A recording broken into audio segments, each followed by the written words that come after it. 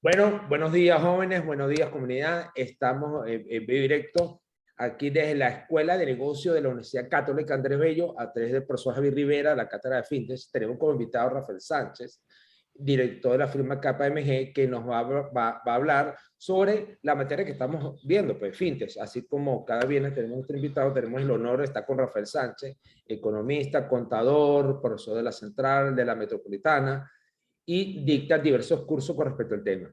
Bueno, te dejo a ti las palabras y mientras te estoy Oh, compartiendo. muchas eh, gracias. okay. Muchas gracias por la oportunidad. Bueno, esta presentación es un enfoque básico de lo que es fintech, ¿ok? Y desde el punto de vista financiero, y qué cosas abarca desde la finanza y las nuevas profesiones, ¿no? Como todos saben, la revolución 4.0, la nueva revolución industrial, nos va a hacer cambiar muchas profesiones, ¿no? Una de las profesiones que va a cambiar es por ejemplo, la contaduría pública va a evolucionar a otro tipo de profesión, las auditorías van a evolucionar, la economía misma va a evolucionar y probablemente en unos 10 o 20 años terminemos siendo todos ingenieros financieros con distintas ramas del conocimiento también combinadas. Eh, Prácticamente lo que lleva al nuevo mundo de los negocios es análisis de datos. La data es dinero. En estos días estaba viendo una película y la película era, aunque no lo crean, Johnny English parte 3. Y aunque es una película cómica, veía ese choque generacional entre lo cotidiano y lo manual y lo automático, ¿no? Un Johnny English que iba en su carro Aston Martin del año 60 y una espía rusa que iba en un carro eléctrico, ¿no? Y por ahí el villano que buscaba, no buscaba dinero, buscaba datos, porque la data es dinero, la data es plata, ¿ok? Todo ese manejo de datos y de data analítica lo que nos hace es evolucionar el modelo de negocio, cómo hacer negocios y en qué enfocar la necesidad del cliente. La necesidad del cliente, que es lo que nos lleva a evolucionar el mundo de los negocios, la necesidad de la gente va a ser datos, ¿no? Y ese dato te va a llevar a evolucionar aún más rápido la tecnología, ¿no? Toda esta revolución que existió desde el 80, o esta nueva revolución que existió desde el 80, la 3.0, hasta esto de 2010, lo que nos llevó es a valorar más los datos y hacer un esquema de trabajo distinto. Y la pandemia vino a acelerar todo el proceso un poco, ¿no? Se decía que en el 2040 íbamos a llegar a los términos que debemos llegar ya a la Agenda 2030 de la ONU, tanto desde el punto de vista ambiental, porque esta revolución también no va desde el punto de vista tecnológico y financiero, va también desde el punto de vista de comportamiento. Se está apreciando mucho lo que son la parte de sostenibilidad, empresas que sean sostenibles, y el mundo fintech colabora para que estas empresas sean sostenibles, bajan las emisiones de carbono, o sea, tiene muchos beneficios. Yo no sé, Javier, si tú también has enfocado esto desde ese punto de vista, ¿no? Todos estos beneficios ambientales que trae esta revolución tecnológica, si bien la tecnología contamina, la parte informática puede contaminar un poco, es mucho menos de lo que se hacía hace 100 años en contaminación, ¿no? Lo que se está buscando son las nuevas ventajas y de aquí es donde venimos a la introducción de la revolución 4.0, ¿no? La revolución 4.0 es la conocida Smart Factory, ¿no? Que es basada en tendencias tecnológicas mundiales y una automatización de los recursos. Automatización de los recursos, pero considerando el conocimiento humano. Eso es clave, ¿no? Esto que obliga al ser humano a ser mucho más preparado. Les pongo un ejemplo. Antes, en 1950, tú necesitabas solamente un oficio. Mis abuelos tienen un oficio. Mi abuela era costurera o modista, después pasó a ser modista, y mi abuela era litógrafo. Eran oficios, no eran carreras universitarias. Nuestros padres, en los 70, 80, buscaron carreras universitarias, sea de perfil técnico o de perfil de licenciado. Nosotros, la generación siguiente, la X, la mía, que es el preámbulo a los millennials, del 80 al 85, lo que buscó fue títulos de posgrado, igual de la de los 70. Pero viene una generación nueva, que son ustedes, que no son los millennials y centennials, muchos de ustedes, que no solamente van a buscar estudios de posgrado, tal vez no van a hacer estudios, van a hacer profesiones igualmente como eran hace 50 años nuestros abuelos, pero con un punto de vista muy particular. que se va a tratar de un conocimiento cognitivo, un conocimiento instintivo al mismo tiempo, pero que va a abarcar muchas ramas del conocimiento, desde las matemáticas hasta los idiomas. Hoy en día no somos nada sin el idioma inglés, por ejemplo. En mi caso, mi familia es hispano-francesa y yo hablo francés, pero no soy nada sin el inglés, o con el chino mandarín, ¿no? La evolución tecnológica nos ha obligado también a evolucionar en nuestra forma de pensar y nuestro futuro. Las nuevas profesiones o que lo que ya nació, porque nació hace más de 30 años, y creo que más de 40 años, se basa mucho en ciberseguridad, en el sentido de que todo lo que manejamos hoy son datos. Desde nuestras computadoras, las listas de los teléfonos de nuestros amigos, de nuestros familiares, nuestra lista bancaria, nuestros estados de cuenta, nuestras inversiones, en una simple hoja de Excel son datos. Esos datos van a una nube, ya los formatos de servidores siguen existiendo porque hay que tener un respaldo físico a nivel de seguridad, pero ya todo va a ir a una nube donde tú en tiempo real vas a poder ver cualquier cosa. Este concepto del trabajo 24/7 no es que tú vas a estar 24/7 trabajando. Eso no es así, pero la compañía sí está 24/7 trabajando, no se para. La persona jurídica nunca se para, ¿no? Las personas humanas descansamos y relevamos ciertas tareas. Eso es lo que trata de hacer esta revolución, una computación cognitiva donde se basa mucho en el usuario, en el comportamiento del usuario y que sea instintivo y que el usuario no necesite, como hace Javier se debe acordar cuando manejábamos MS2, que teníamos que saber lenguaje de programación, cuando teníamos que crear una macro en Excel, teníamos que saber lenguaje de programación también, era bastante complicado y ahorita es bastante sencillo. Hay interfaces que te colaboran para hacer esto, ¿no? Y hay algo que se llama el Internet de las cosas, ¿no? Ese medio de comunicación que tienen los objetos físicos y no físicos para poder hacer una transacción. Todo esto se basa en transacción de datos, ¿no? Intercambio de datos al final. Eh, Hace 200 años, cuando se crean los bancos centrales, hace más de 300 años, eh, lo que la economía buscaba era intercambio de monedas, ¿ok? Intercambio de títulos, ya existían los títulos, los pagarés, que son los más antiguos, e intercambio de piedras preciosas, de oro. Buscabas un intercambio de un recurso. Hoy en día, lo más valioso que tiene cada persona son los datos. Buscas intercambiar datos.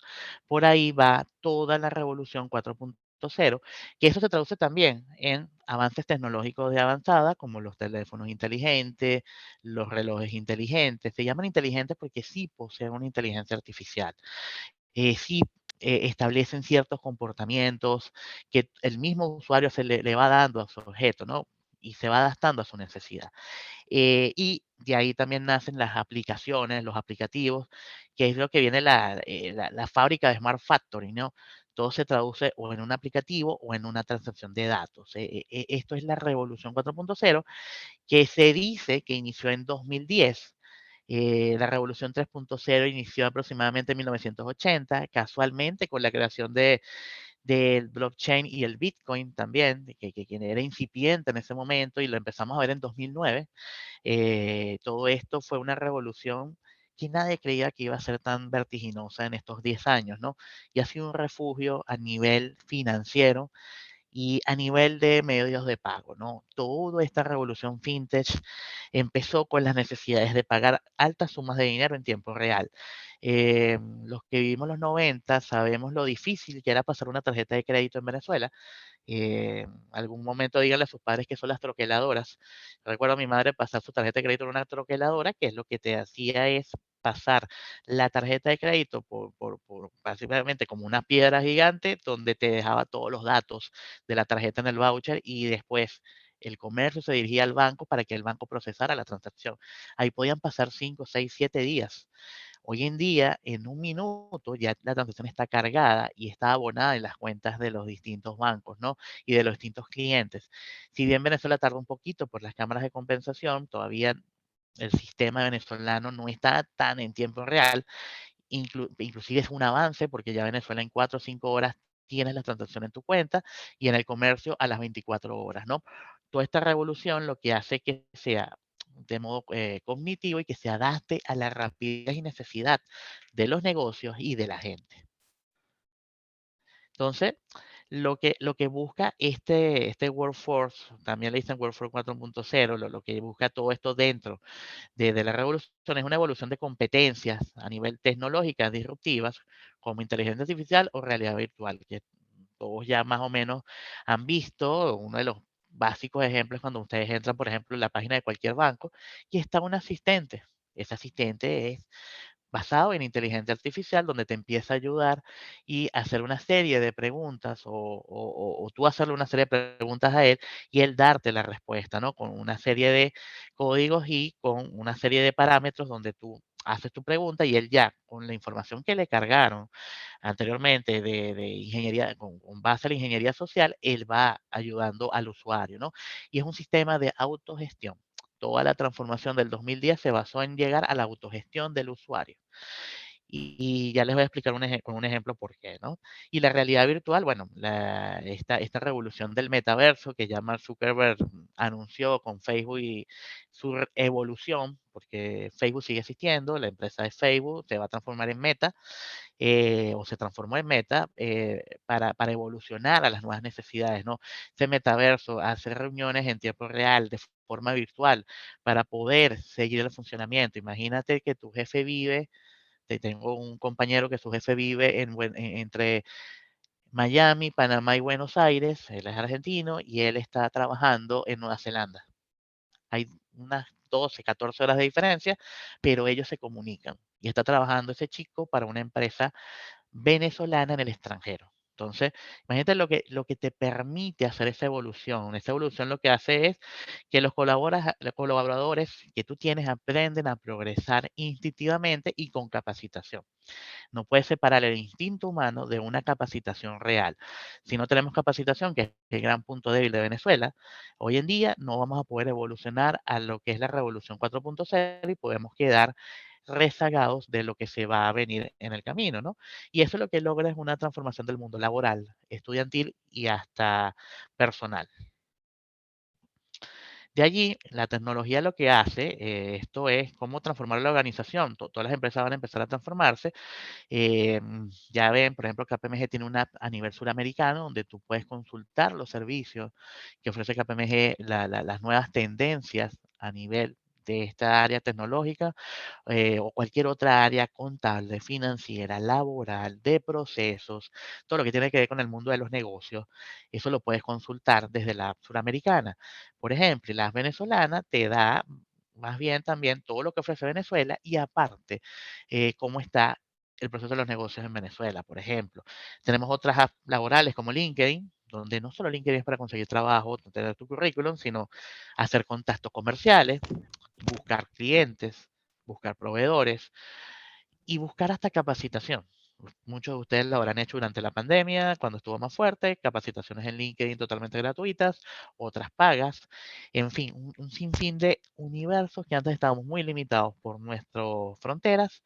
Hoy en día yo puedo estar trabajando para una persona en Buenos Aires estando en Caracas, ¿no? Eso es lo que me permite esa evolución. Esa evolución empezó en 2010, primero fueron trasladándose, ¿no? Las revoluciones de este tipo empezaron, mira, soy venezolano, pero trabajo en España y me trasladé a España. Antes era muy difícil trasladarse, ahorita es muy fácil. Pero esto ya llegó a un nivel virtual de no presencialidad para quedarse, ¿no? Y esto lo que hace también desde un punto de vista de automatización es que sea inteligente esta automatización, que te ayude en el procesamiento de datos. Y estas tareas que llamamos de carpintería, ya la misma inteligencia artificial te las haga y tú estés para el análisis final, ¿no? No es que el ser humano va a dejar de existir, no. Es que realmente, disculpen, y estaba mi madre llamándome, por cierto. Lo que son las automatizaciones te van a ayudar a tener un mayor valor agregado en los análisis, ¿no? Y esto, por ejemplo, reconocimiento de voz, reconocimiento facial, reconocimiento ocular para medidas de seguridad, por ejemplo, la huella dactilar para medidas de seguridad. Por ejemplo, nosotros en la firma si olvidamos el carnet, tenemos la huella dactilar, ¿ok? Si nuestra huella dactilar por nuestro tipo de piel no pasa en los lectores, podemos pasar el carnet, ¿no? Hay distintas medidas de seguridad dentro de lo que son también las tecnologías y te permiten avanzar, ¿no?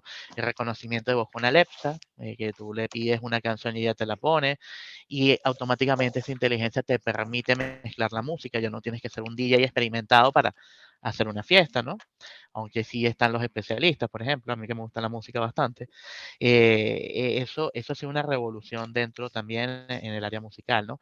Y lo que busca es tener una mayor calidad de vida con rapidez, inmediatez. O sea, en los próximos 20 años lo que va a pedir el mundo es inmediatez. Lamentablemente la velocidad de la necesidad de los negocios en muchos casos va más rápida que la capacidad humana para esa velocidad, ¿no? De allí, ya que retrocedí sin querer, de allí van a nacer una visión de futuro, unos nuevos roles requeridos en la sociedad. En el primero, aquí ven el analista de escenarios abajo. Los analistas de escenarios pueden ser prácticamente desde un contador público hasta un economista, ¿no? En economía y en los negocios nos evaluamos siempre el escenario favorable o desfavorable y todos los escenarios posibles que se pueden presentar en una negociación. Estos son analistas de escenarios. Esto ya existe, solo que va a evolucionar a otro nivel, ¿no? Por ejemplo, van a hacer una carrera que es consultor de experiencias de empleado, que equivale a recursos humanos, pero se va a especializar tanto que va a poder ubicar con rapidez el empleado más idóneo para una posición, sin tener que hacer esas engorrosas entrevistas a 200 candidatos, se va a concentrar en 10.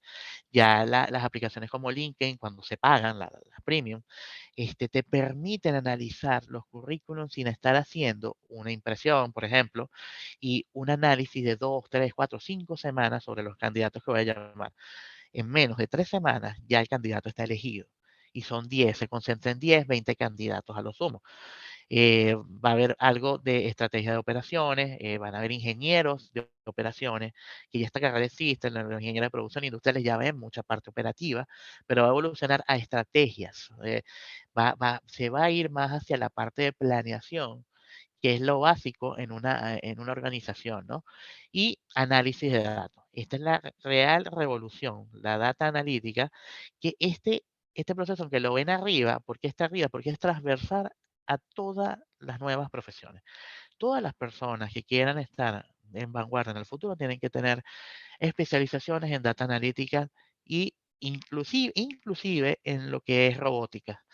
Ustedes me dirán, un contador público, un economista en robótica, ¿por qué no? Ya los hay. Ya hay gente especializada desde el punto de vista financiero. No me voy a poner a construir un robot, pero sí tengo que entender cómo funcionan para poderle sacar el mayor provecho y tengo que...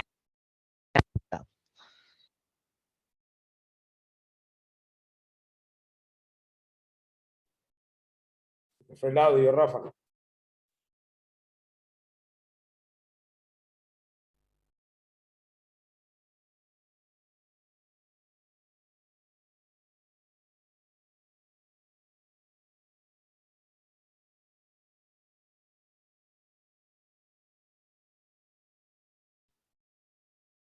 Rafael, no sé si nos escuchas. Un problema con el micrófono. Déjame conectar el de emergencia. ¿Aló, me escuchan? ¿Aló, aló?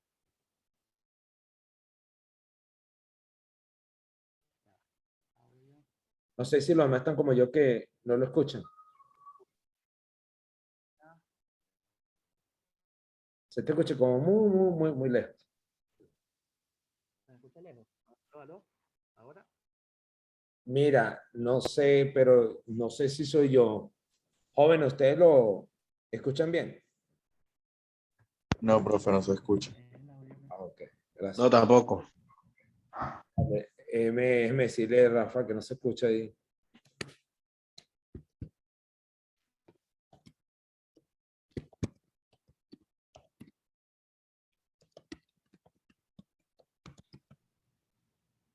Debe ¿Aló? ser que usó un micrófono y no lo... A veces sí, me ha pasado. Déjeme pausar aquí un momento.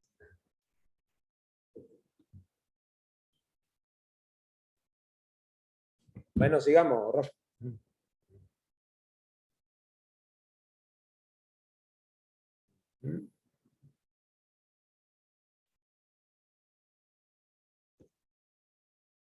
el audio. ¿Aló, me escuchan? Sí, sí, sí. Ahorita Ahora, sí, no, reinicié. Disculpen que eso a veces pasa. Global nos lo prohíbe, usar el aplicativo. perfecto. Manejamos Teams. Ok, como les iba diciendo, la parte de data analítica es importante para evaluar las nuevas profesiones, y de aquí van a nacer otros ingenieros como autónomos y de robótica, arquitectos de sistemas, que ya existen, es una especialización dentro de todo lo que es la informática, pero ya va a ser una profesión más tangible o menos especializada, va a ser más recurrente, por decirlo de alguna forma, va a seguir siendo igual de especializada y hasta aún más, pero va a ser recurrente. Científicos de datos, que va a estar relacionado con la data analítica, y el líder de mejora continua en procesos, que son los que nosotros llamamos los ingenieros de procesos, los expertos en procesos, los auditores internos, ¿no? Eso es lo que vamos a manejar, ¿no? Y de ahí, de toda esta revolución, por aquí nace un pequeño mundo que es el XTech, el STech, que es donde está el FinTech, ¿no? KPMG lo define como la tecnología X, ¿no? El proyecto X a nivel de sistemas, ¿no? Donde vamos a tener nuevas también formas de ver datos, como los PropTech, que incluyen soluciones tecnológicas innovadoras centradas en la gestión de activos y propiedades inmobiliarias, ¿no? Toda la parte de propiedades inmobiliarias va a ser manejada a nivel de tecnología de análisis de datos, y es un experimento que ya es excepcional desde el año 2019, ¿no? Por lo menos en lo que maneja KPMG, tiene una inversión global de 2.6 mil millones de dólares, ¿no?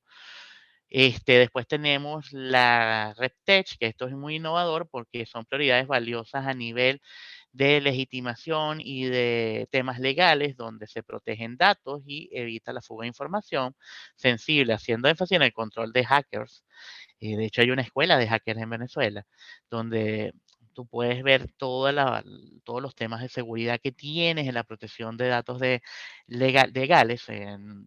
No todo lo legal es papel, ¿no? Se asocia mucho el derecho con papel, con firmar papeles. Esto ya va a dejar de existir. Yo creo que en 3, 4 años en el resto del mundo ya no va a haber papeles legales, sino va a haber papeles electrónicos legales con tu firma digital, tu huella digital. Todos vamos a tener una huella digital, la vamos a generar, y vamos a poder hacer todos los trámites legales sin emitir papeles y de una forma en tiempo real.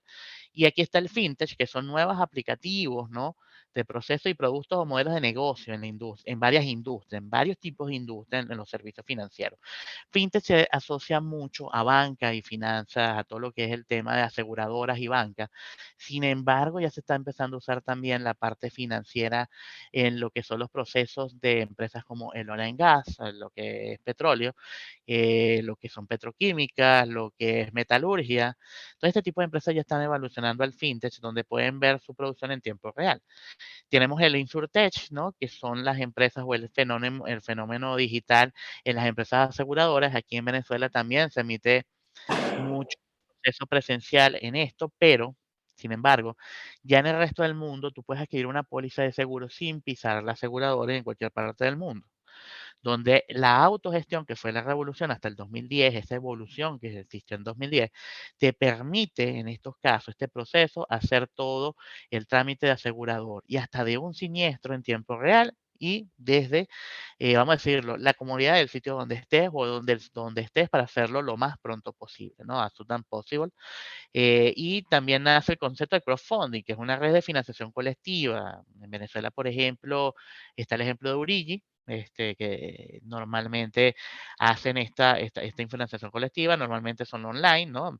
Tú estás en una parte del mundo, te llama la atención un proyecto y tú colaboras en ese proyecto, donas unos fondos, o también participas en ese proyecto, y te incluyen en la participación con el debido proceso de legitimación de capitales, que aquí hay una combinación de industrias tech como la red tech y el crowdfunding, por ejemplo, y consigue financiar este determinado proyecto, ¿no? A cambio de recompensas, dividendos o alguna participación en la empresa, ¿no?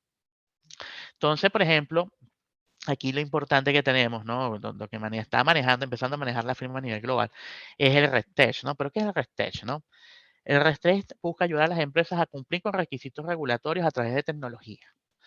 Es decir, combina la necesidad legal con expertos en derecho y expertos reguladores, con la necesidad tecnológica. ¿Qué debo hacer para poder llegar a ese derecho, ¿no? Eso, a su vez, te lleva a una serie de cumplimientos. Hay varias normas como la GAFI, por ejemplo, las normas de la Superintendencia Nacional de Valores en Venezuela, etcétera, ¿no? Hay miles de normas, las normas SUDEBAN, por ejemplo. Todo este proceso de RESTECH lo que te ayuda es a digitalizar, en primer lugar, esto. Primero, evaluar el proceso manual. Sin evaluación de procesos manuales, tú no puedes llegar a hacer esto bajo inteligencia artificial, ¿no? No sé si tienen alguna duda hasta aquí, para aclarar alguna duda. Si tienen alguna duda, me la pueden dejar por el chat y se van contestando las preguntas, ¿no?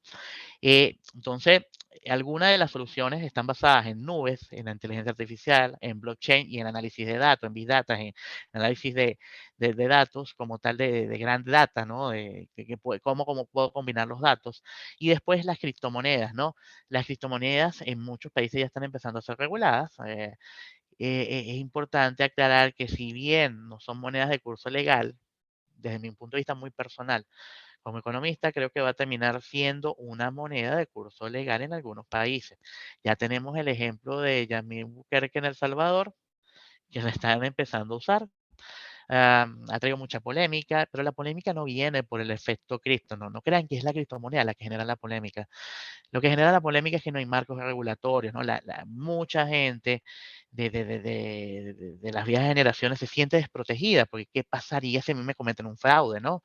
Es lógico, o sea, si yo invierto en algo y me cometen un fraude, no es que baje la posición de la criptomoneda puede subir o bajar como bajan las monedas y tú perder dinero, eso es lógico. La economía siempre busca ese equilibrio, sino más bien, ¿qué pasa si me roban? ¿No? Si yo invierto en una criptomoneda o en un token y al final no sé para qué van a generar ese dinero que yo invertí, no sé cómo se está invirtiendo, en qué, hacia dónde va ese dinero. Ese tipo de cosas las regula el RegTech, ¿no? Que busca también visualizar desde el punto de vista legal hacia dónde van el uso de los fondos, eh, quién está detrás de la cripto, ¿no? Hay una cierta confidencialidad en la creación, por ejemplo, del Bitcoin, sí, tiene un mayor valor de mercado porque hay confianza en el Bitcoin, ha generado confianza, ha generado eh, ímpetu en los inversionistas en los últimos 4 años. Sin embargo, muchas legislaciones como la rusa y la china no lo ven con buenos ojos y es porque no pueden tener dominio hacia dónde van los fondos y cómo pudiera actuar la volatilidad de esta moneda, ¿no? Hay muchos expertos en el mundo de las criptomonedas que te establecen que evidentemente va a crecer el valor de la cripto. Todavía estamos en ese momento, en ese boom, y este boom va a durar como 5 años más. Pero después, cuando se estabilice y esto sea cotidiano, esta criptomoneda sea cotidiana totalmente, ¿cómo sabemos si va a subir o bajar el valor de la moneda, no? O cómo lo predecimos, porque no vamos a tener siempre la razón, o no vamos a poder leer el futuro, pero ¿cómo lo predecimos? Eso es algo que va a irse regulando con el tiempo. Recuerden que siempre nace primero el hecho que lo regula. Eso es lógico. La necesidad nace primero, la tratas de cubrir, que es lo que trató de cubrir el Bitcoin, un intercambio de bienes, de servicios, porque la criptomoneda es un bien que atrás hay información y hay la confianza del mercado que te da un valor monetario porque estás monetizado. Fíjense que tienen dólares equivalentes, bolívares equivalentes en los Bitcoin. Por ende, sí va a funcionar como una moneda. Y le falta muy poco para llegar a ser una moneda técnicamente hablando para los bancos centrales. Esto ha hecho también que legislaciones como las escandinavas, los 5 países escandinavos, quieran crear su corona virtual, ¿no? El problema va a estar es qué pasa si hay un ciberataque y, por ejemplo, nos quedamos sin tecnología. ¿Cómo vamos a intercambiar el dinero? Porque ese dinero es digital, o sea, ese tipo de preguntas todavía son las que a las viejas generaciones les causan mucho ruido y es lógico. No es solo un choque cultural, es que tenemos que cubrir todos los espacios, ¿no? De qué puede salir mal, ¿no? Lo que en auditoría llamamos los work to the one, todo lo que puede salir mal. Esto le decimos cariñosamente los guacos. Cuando tú levantas un proceso, tienes que evaluar todo lo que te puede salir mal. Bueno, todavía estaban evaluando todo lo que pudiera salir mal con el tema de las criptomonedas, aunque ya lo estamos viendo, es el futuro cercano y es el presente también, ¿no? Y tenemos también las transacciones P2P de persona a persona, de punto a punto. Con un mensaje de texto yo puedo transferir dinero, transferir saldos en las compañías celulares. Esto ya se está estudiando en el año 2000. Esto viene hace ya de 20 años, pero ya lo están generando de forma automatizada y de forma ya regular, ¿no? Entonces, todas estas transacciones, cuando tú transfieres un dinero, hay unos términos legales que tú tienes que cumplir. Si usted hace una transferencia bancaria, abajo le dicen los términos legales. Eso es lo que busca el RESTECH, que esa transacción, sin que te lo diga, cumpla los términos legales. Y cada una de ellas, que no haya un hueco que no pueda cubrir ese término legal, ¿no? En pocas palabras, es una interacción digital que cumpla con la legalidad de lo establecido en la jurisdicción donde estás actuando o a nivel global, ¿no? Y que te dé cierta protección.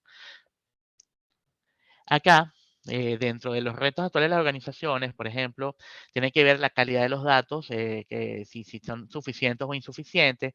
Hay altos costos, por ejemplo, las organizaciones por los temas legales tienen bastantes fugas de dinero. Aunque no, bueno, no fugas, bastante inversión de dinero, pues una inversión a largo plazo, ¿no? Pero es alto, es mucho dinero, es muy costoso. Son sistemas heredados que son obsoletos. Esto ya viene de vieja data.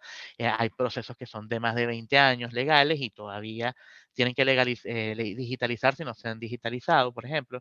Difícil cumplimiento de funciones, riesgos financieros y no financieros. Todo riesgo legal tiene un riesgo financiero y uno no financiero, siempre. Hay amenazas cibernéticas, amenazas de ciberseguridad y sistemas aislados entre sí. Los sistemas legales no interactúan. Tú vas al registro mercantil y no interactúas con la parte impositiva. El RESTECH lo que busca es que si tú haces una transacción mercantil y tiene una transacción a nivel impositivo, estas interactúan entre sí y que cuando liquides la transacción mercantil y liquides al mismo tiempo, liquides la transacción impositiva del CENIAT. Y no te has que ir al CENIAT a presentar el documento, no, todo se haga en una sola línea de producción, por decirlo de alguna forma. Falta de recursos, acá como te va a basar en autogestión, tú no vas a tener que tener un registro mercantil subalterno de X sitio con 2.000 personas, sino con 7 personas con la autogestión del cliente, que somos nosotros, podamos hacer la transacción, ¿no? Y siempre hay incertidumbre regulatoria y expectativas, ¿no? Acá sí se quiere, es el gran reto de los sistemas RedTech, de buscar que no haya huecos en la jurisdicción o temas grises que necesiten tanta interpretación, ¿no? Siempre se va a necesitar, siempre va a haber temas especiales, pero que todas las probabilidades que existan dentro de la aplicación de una determinada ley las pueda manejar el sistema con los análisis de datos y pueda dar un veredicto previo. Y después viene la aprobación, por ejemplo, de un juez. Pero no vas a necesitar un jurado que estudie todo el caso, sino va a ser mucho más expedito inmediato, ¿no? Y los ejemplos de soluciones son automatización de los procesos RPA, de los procesos inteligentes, los procesos de compra y recompra de activos, soluciones basadas en la nube. Esto es en tiempo real, te va a permitir tener los datos y hacer una evaluación en tiempo real. Procesos naturales de lenguaje, tienen que ser simples. Aunque ustedes no lo crean, detrás de todo esto hay un aparataje de información muy fuerte, análisis de interpretación de datos complejos, algoritmos complejos. Aquí, por ejemplo, una de las profesiones más demandadas en los Estados Unidos ahorita son los ingenieros astrofísicos. No sé si vieron la película de La Gran Apuesta. Quien descubre, o las dos personas, porque son dos personas en realidad, o tres, perdón, que descubren el gran fraude, o sí, el gran fraude que le cometió Lehman Brothers son ingenieros. Y uno de ellos astrofísico, es el papel de Christian Bale, que descubre la trampa y con ese descubrimiento, 4 años antes se hace multimillonario porque invierte y desinvierte en todos los temas que no tenían valor y pasa a temas que tenían valor real. No hizo nada ilegal, sino desinvirtió en ese tema que están invirtiendo, que era tan apetecible, porque descubrió la trampa, e invirtió en otros temas que no parecían apetecibles y sabían que iban a subir en plena crisis del 2008. Esto ¿por qué lo hace? Lo hizo con sistemas de algoritmos muy complejos y después ese sistema lo vendió. Pero lo hizo de manera que la interfase fuera simple, sencilla para entenderlo, Por ejemplo, una persona como yo que soy economista, no un geofísico o un físico aeronáutico. O sea, tienes que ser simple a la hora de presentar las cosas, ¿no? Ustedes van a ver que un presupuesto lo van a presentar en una sola página. Este tipo de presentaciones de varias páginas vamos a irlas haciendo en una sola página y podemos discutir toda una clase con una sola página, en un one page, ¿no? Que es lo que se busca, la simplicidad de las cosas. Hacerlo simple, verdaderamente extraordinario, ¿no? La parte de data analítica y tecnologías biométricas, ¿no? Esto de la biometría es para la autorización de un documento, o sea, tú, en vez de estar firmando y pasando la huella dactilar y pasar la hoja, que la hoja llegue, imagínense que yo tengo que hacer una transacción legal entre Venezuela y Marruecos. Entonces pasa el documento a Marruecos, no, se hace en tiempo real y se manda, no por un telefajo o por un escáner, no. Se hace todo en tiempo real y las partes firman en tiempo real. Eso es lo que se está buscando para que las transacciones sean lo más transparentes posibles también. Entonces, hay un ecosistema regulatorio de extremo a extremo, punto a punto, sin importar la nacionalidad, una gestión oportuna, que es la preocupación, ¿no? Una oportunidad del riesgo. Yo tengo que evaluar todos los riesgos. Todo lo que es legal tiene riesgos asociados, ¿no? Un monitoreo y transparencia, un buen control interno, para resumírselo de esa manera, y una gestión estratégica, ¿no? Evaluando la necesidad y el trasfondo de la transacción que estás viendo. Acuérdate que toda la vida, eh, todo lo que es a nivel profesional, laboral, inclusive económico, son transacciones. Toda esta transacción tiene que ser estratégica. Busca abarcar toda la columna vertebral de cualquier negocio, ¿no? Y las soluciones tecnológicas se basan en data analítica de Big Data, automatización robótica, los procesos RPA, la gestión optimizada del negocio, donde tú vas a establecer todo el proceso medular, por eso está una molécula, ¿no? De todas las transacciones que hay, cómo se ensamblan una con otra, la tecnología biométrica por medidas de seguridad, inteligencia artificial y la tecnología cognitiva, ¿no? Donde la inteligencia artificial te va a ir guiando también en cualquier duda que tengas, ¿no? De todas las posibilidades que entran dentro de una transacción legal y el Internet de las Cosas, donde va a estar ese proceso legal dentro de la red global de Internet con los debidos accesos, ¿no? No todo el mundo, aquí hay información muy sensible, no todo el mundo va a poder acceder, pero sí las partes interesadas, por eso tienen aquí arriba todo lo que es la gestión estratégica y la gestión oportuna del riesgo, ¿no? Acá en el Internet de las Cosas hay información sensible, pero que tiene que ser monitoreada y resguardada desde el punto de vista de riesgo, ¿no? Por ejemplo, nosotros en la firma tenemos un sistema de riesgo donde evaluamos cada uno de los negocios que hacemos y los clientes con los que trabajamos y los proveedores también, pero ese sistema es confidencial y solo ciertas personas tienen acceso a toda la información. ¿Por qué? Porque es sensible. La información es lo más valioso que tiene cualquier persona, cualquier organismo público, cualquier organismo privado. Entonces, el RESTECH lo que busca es dar beneficio, en este caso, como lo estamos enfocando a nivel financiero, a los servicios financieros, pero también a los servicios jurídicos y a cualquier otro ente gubernamental que lo necesite. Y aquí pasamos al Global FinTech, ¿no? Como a nivel global Ajá, Perdón, disculpa, alguien había dígame. hecho una pregunta. Ajá, cuéntame. Ajá, ahí en el chat lo puedes ver, el último, que Samuel. Ajá. El precio del Cristo se seguiría regulando por su demanda. En caso del metaverso, hay monedas que no tienen como fin ser una moneda fiat, sino que al final estas se encuentran involucradas en los procesos que se hagan dentro de del mismo metaverso. Claro, te entiendo la inquietud, ¿no? Dentro del mismo metaverso tú tienes un bien de intercambio. O sea, recuerden una cosa, las monedas nacieron como bienes de intercambio. Por ejemplo, un dracma griego, en la época cuando Grecia era el imperio, se podía utilizar en todas las colonias griegas, pero cuando Macedonia no pertenecía a Grecia, ibas a Macedonia y ese dracma griego no valía nada, por ejemplo. O cuando el Imperio Romano conquistó Grecia, la moneda griega terminó siendo nada contra la moneda romana, ¿no? Al final, lo que buscan en el metaverso es tener un bien de intercambio, ¿no? Que lo puedas utilizar en el mismo sitio. Un ejemplo más básico, el bolívar, nuestro bolívar, ¿no? ¿Tiene algún valor? Les hago la pregunta. Para mí tiene valor. Que sea bajito es otra cosa. Que sea muy bajo con respecto al dólar es otra cosa. Pero yo voy a Colombia y yo puedo cambiar ese bolívar por pesos directamente. Porque para el colombiano también tiene un valor. ¿Por qué? Porque intercambia bienes con Venezuela. ¿ya? Pero voy a Brasil y aunque tiene un valor comercial, la gente no me lo va a apreciar. ¿Por qué? Porque para ellos no tiene casi valor, ¿no? El valor de las cosas se los pone el individuo. Lo estaba discutiendo con Javier hace 2 días cuando estábamos viendo el enfoque del curso. El mercado, lo que llaman el mercado, te pone valor. En este caso de Fiat, la moneda de Fiat la pone en el valor, en el, en el universo donde ella está inmersa, ¿no? Y va a tener una equivalencia con algún otro tipo de valor de moneda. Por ejemplo, el dólar, el Bitcoin o cualquier otra cripto que ellos después admitan dentro de su universo, ¿no?